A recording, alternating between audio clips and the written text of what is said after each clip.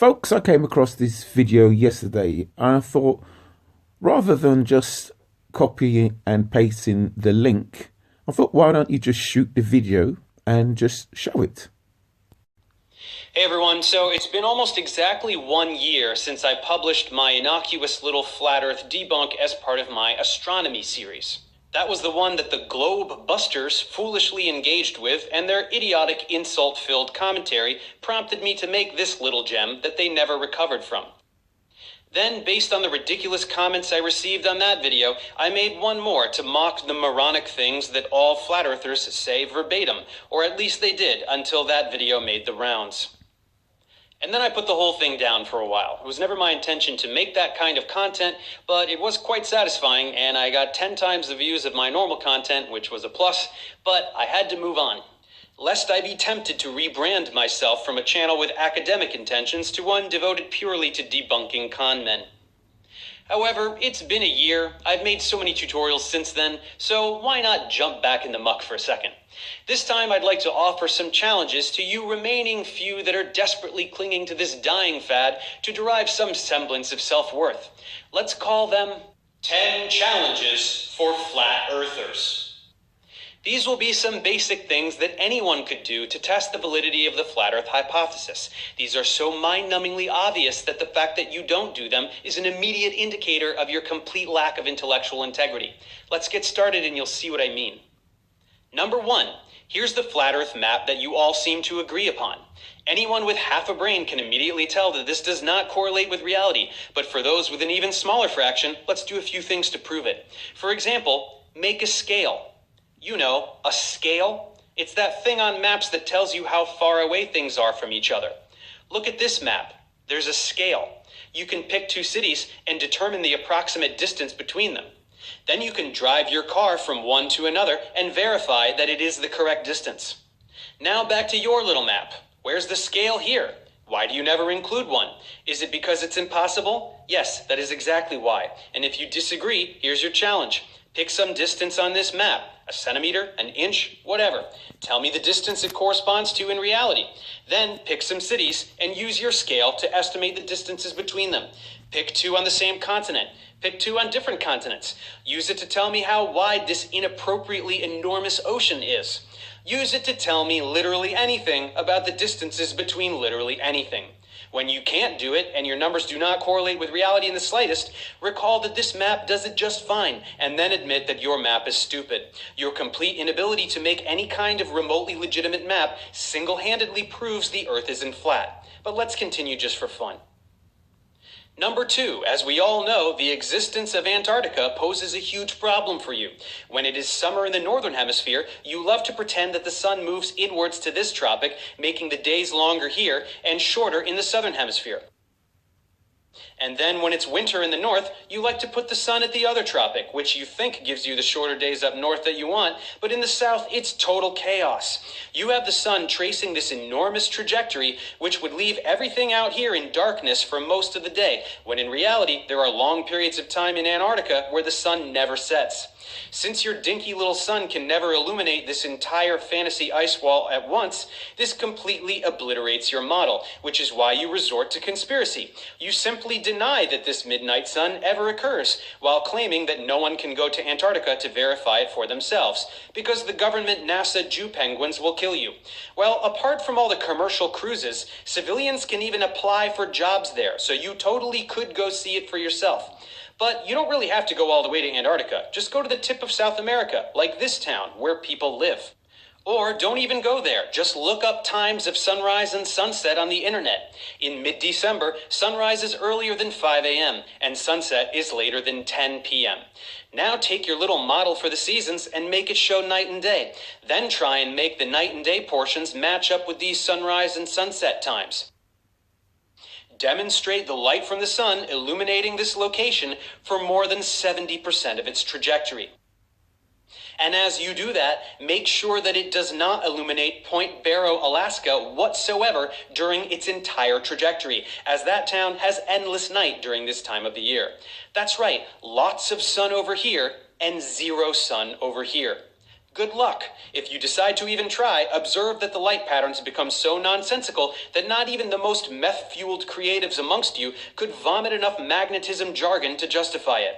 If you can't make your model show the seasons and night and day at the same time, as I pointed out that you can't almost a year ago, then seriously consider shutting up forever. Number 3, here's an idea. What if you were to actually make a prediction with your model? Like any prediction. You know, those things that you have to do in science for it to be science. Pick any celestial object, a planet, a comet, a star. Now pick any time in the future, and using only the flat Earth model and nothing else, tell me where it will be at that time. If you can't do this, and I know you can't, consider admitting that your model is absolutely irrelevant. People who actually understand the geometry of the Earth and the solar system can predict a solar eclipse, specifying the start and end time down to the second and tracing its precise path down to the square mile. Doing that even a single time means the model used to make the prediction has been undeniably verified, and it's done every single time. Anyone who doesn't see the importance of that has no clue how science works. Number 4, after I demolished essentially all of your favorite talking points in my previous videos, you all now cling primarily to the classic "I shouldn't see this thing" argument. You love this one because you can lie about heights and distances, do incorrect math, and in general act incredulous without having to actually do any science. Well, every time you whine about this, the objects are always suspiciously close, such that you can fudge the numbers, and they're always over water, so you can lie about refractive effects to people who have no idea how refraction works. So try this one on for size. Show me a picture of something over land that's 1,000 miles away. May I suggest the middle of the country where there's not much in the way? It's a straight shot after all, so what's the problem? Use a telescope. Pull Las Vegas into focus from Dallas, Texas. Isn't that where you have your little meeting? Maybe you should try doing something productive rather than blindly perpetuating the dumbest hoax on the internet. Number 5, speaking of things that are far away, you all love whipping out your Nikons so much that I wouldn't be surprised if a Nikon executive dreamt up the entire flat Earth hoax as a viral marketing campaign. You take a boat that's far away, pull it back into focus, and then marvel at your own brilliance for figuring out how to operate a camera. Well, try this one then. Stay on the boat. Don't cut away. Stay on it until it disappears. How will it disappear? Bottom up. Just like everything else. I wonder why you've never put that on YouTube. Number 6, the most hilarious thing about Flat Earth is that the most mundane everyday observations make absolutely no sense in your model. Like a sunset.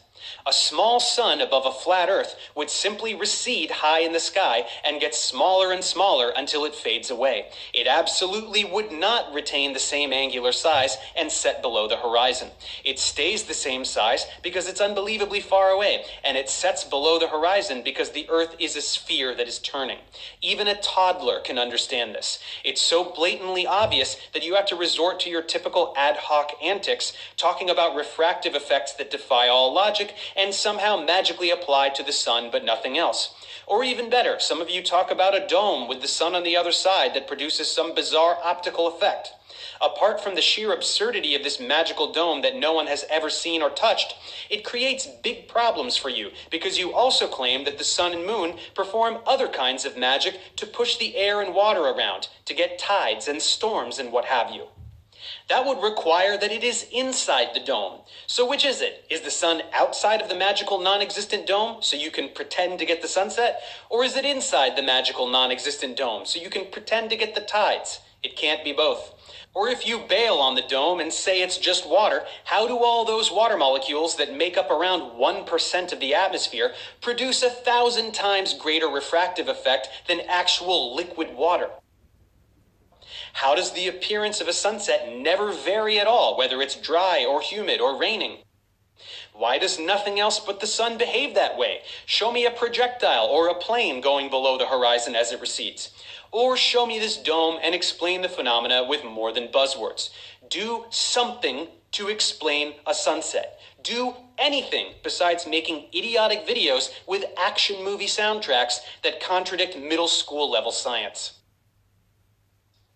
Number 7, what the hell is a lunar eclipse to you? Seriously, explain anything about a lunar eclipse. The things you say about solar eclipses are stupid enough, but at least you say something. A lunar eclipse happens when the Earth gets between the sun and the moon. That's right, in between. These two objects are not perpetually above a flat plane, and you know it, which is why you're totally silent on lunar eclipses. And if you're going to propose that some other object besides the Earth is what obscures the moon, good luck trying to demonstrate its existence. Number 8, speaking of the sun and moon being small and close to the Earth, what is stopping you from strapping a camera to a weather balloon and sending it up there? Go get up close and personal with either of these objects and take some pictures. If you get crafty with some robotics, which is a stretch given your complete lack of education, you could even scoop up a little sample. Maybe the moon is made of cheese after all. Can't you get even halfway there such that the sizes change? Reach for the sky, fellas.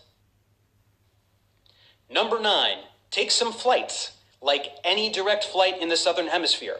Whoops, shouldn't that be impossible?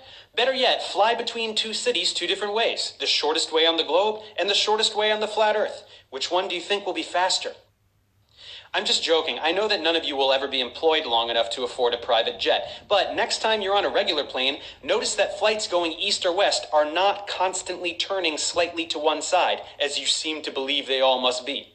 Yeah, you would notice that. If humanity is unfortunate enough that you've actually procreated, send your kid up to the cockpit to meet the pilot and snap a pic of the wheel. What do you know? Straight as an arrow. And number 10, do anything legitimately scientific at all. Publish anything whatsoever about your model in anything reputable anywhere. Invent any technology based on your model. Do anything at all that could be considered actual empirical science. Here's a hint. You may have to study some real science to do it, but then of course you would immediately learn that the Earth isn't flat, so it probably won't be of much use. So that's it for the 10 challenges. I use the word challenge facetiously since all of you will immediately recognize the futility and resort instead to calling me names in the comments section. You flat earth priests with your waste of space channels know full well that doing anything even remotely empirical demolishes your hoax, which is why you stick to shouting conspiracy and very little else. And you handful of mindless followers hanging on to the only thing that makes you feel special, maybe 2020 is the year you finally get a clue and move on with your lives. There's a whole spherical world out there, a world filled with people who won't instantly mock you or be ashamed to know you.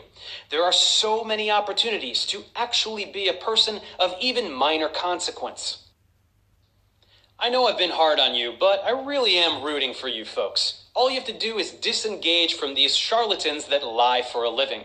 Save that $10 super chat and buy yourself some dignity, or even put it in a college fund so you can go to school and learn something useful. The choice is yours. Good luck and good night.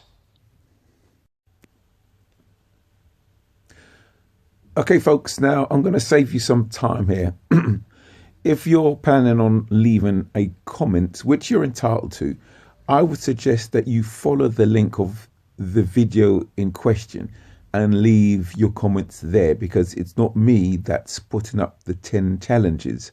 So your comments will be wasted on this video. You need to take up your issues with the channel in question. So, I mean, you could leave your comments here, but all I would simply do is just respond with the video link, you know, because, well, there's nothing really for me to say, really. You just like I said, take it up with the channel in question. Okay, thank you very much. Okay, bye.